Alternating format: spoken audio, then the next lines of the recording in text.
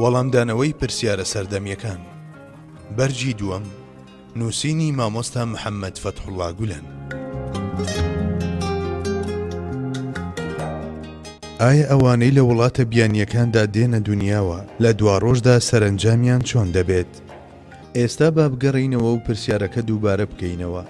ئایا ئەو کەسانەی لە وڵاتە بیانیەکاندا لەدایک دەبن دەخرێنە ئاگری دۆزەخەوە؟ بەڵێ، ئەوانەی بانگەوازی حەزرەتی محەممەدیان صلی الله عليه وسلم بیستووە و پەیامی قورئانیان بەرگوێ کەوتووە و شاهیدی پێغەمبەرایەتی پێغەمبەری سەردار بوون، بەڵام لە بری دەستکردن بە لێکۆڕینەوە لە ڕاستی شتەکان دەستی دابێتە مجادلەیەکی کەللەڕەخانە، ئەوە دەخرێتە ئاگری دۆزەخەوە. بەڵام ئومێدی ئەوەشمان هەیە، خوای گەورە ئەو کەسانەی کە بە هیچ شێوەیەک دەرفەتی ئەم بابەتەیان نەبووە و لە تاریکیدا گەورە بوون و لە تاریکیدا ماونەتەوە و هەمیشە تاریکیان هەڵمژیوە و لە تاریکیدا چاویان کردوێتەوە و چاویان داخستووە، لە سۆز و بەزەیی خۆی بێبەشیان نەکات و سەرزەنشتیان نەکات. ڕێگەم بدەن ڕەهەندێکی دیکەی ئەم بابەتە باز بکەم کە ئەویش هەر پەیوەندی بە بابەتەکەمانەوە هەیە. یەکەمین موسڵمانەکان نوێنەرایەتیەکی تەواوی مسلمانێتیان دەکرد و پەیامەکانی پێغەمبەری سەرداریان صلی الله عليه وسلم دەگەیاندە هەر چوار لای دنیا و ویژدانی مرۆڤەکانیان لێ ئاگادار دەکردەوە. ئەمڕۆ مرۆڤ لە سێبەری سەرگوزشتەکانیشیاندا هەست بە حاڵەتێکی ڕۆحی هێندە قوڵ و گەورە دەکات. کاتێک بیر لە حەقیقەتەکانیان دەکاتەوە، یەکڕاست تێدەگات مرۆڤ ناتوانێت بەرامبەر ئەو پەیامانەی ئەوان کەم تەرخەم بێت.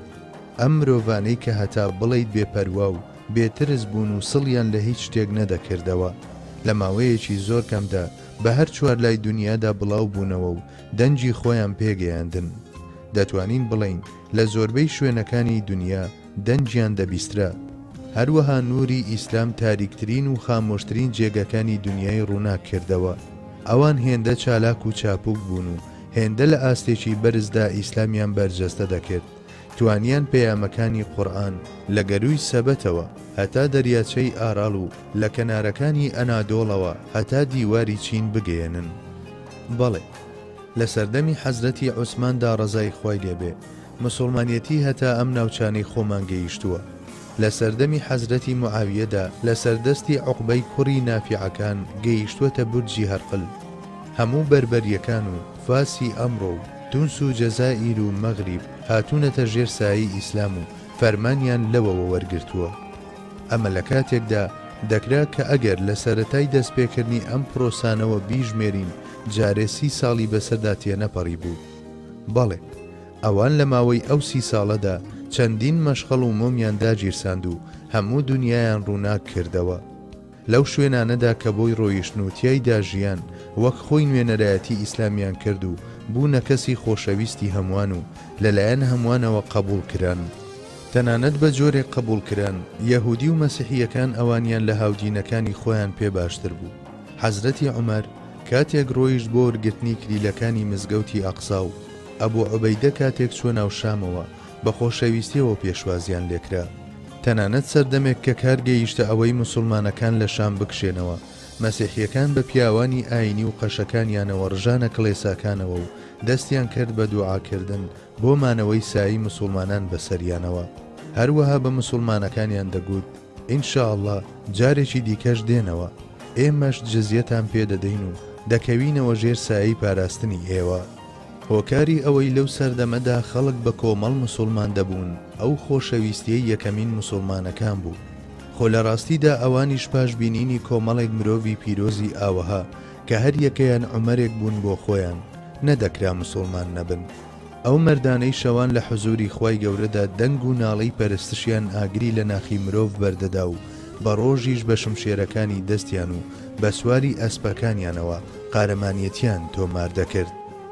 بەڵێ، ئەو ڕەهبان باللەیل و فەرسان بالنەهارانە بە شێوەیەکی وەهاجێ خۆیان لە دڵی خەڵکی ئەو شوێنانەدا کردبووەوە و وێنەیەکی هێندە جوانیان پێشکەش کردبوو کە چاوەڕێ دەکرا لە داهاتوێکی زۆر نزیکدا هەموو دەرگاکانی جیهان بەڕوویاندا بکرێتەوە. ئەمڕۆ ئێمەمانان ناتوانین دوورگەیەک بەڕێوە ببەین و تەنانەت لەو شوێنانەشدا کە بەدەستمانەوە ناتوانین ئاسایش دابین بکەین. بەڵام ئەوان لەبەر ئەو ئاسایشەی دابینیان دەکرد و ئەو زیرەکی و لێهاتووی و دینداریەیان دەرگای قەڵاکانیان بۆ دەخرایە سەرپشت و نەک بەڵگەی هاوڵاتی بوونی فەخری و کلیلێکی ڕەمزی، بەڵکو کلیلی ڕاستەقینەی قەڵاکان و سەرکردایەتیان پێدەدرا. ئەو کاتەی فەڵەستین و سووریای ئەمڕۆ کەوتە دەست موسڵمانەکان، سەرکردەی سوپاکە داوای کلیلەکانی مزگەوتی ئاقسای کرد. ئەو قەشەیەی کلیلەکانی مزگەوتەکەی لەلاب و گوتی: ئێمە لە کتێبەکانمانەوە شێواز و ڕوخساری ئەو کەسە دەزانین کە کلیلەکانی مزگەوتی ئاقسا وەردەگرێت. لەو زیاتر مەحاڵە کلیلەکان بەکەس بدەین. لەو لاشەوە دەمێک بوو حەزرەتی عومەر کەوتووە ڕێ بەرەو ئەوێ. حەزرەتی عومەر بەو شێوەیە دەهات کە قەشە دەیگوت. حوشترێکی لە خەزێنەی دەوڵەت وەرگرتە بوو، ملی ڕێی گرتە بوو. ئەگەرچی ئۆتۆمبیل و هۆکاری گواستنەوەی دیکە نەبوو، بەڵام خۆ دەکرا ئەسپێکی هەبوایە. بەڵام حەزرەتی عومەر ئەوەشی نەبوو.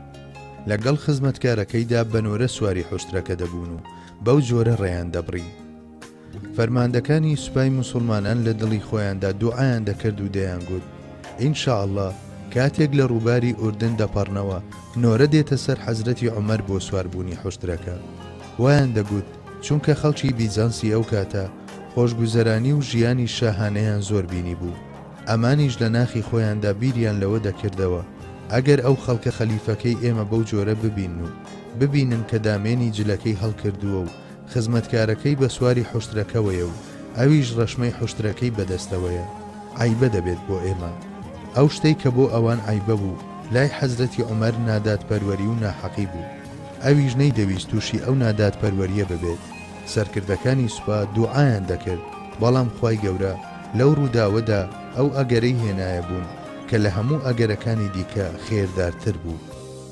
لەو کاتەدا کە گەیشتنە لای ڕووبارەکە، ئیدینۆرەی حەزرەتی عومەر بوو کە ڕەشمەی حوشترەکە بەدەستەوە بگرێت.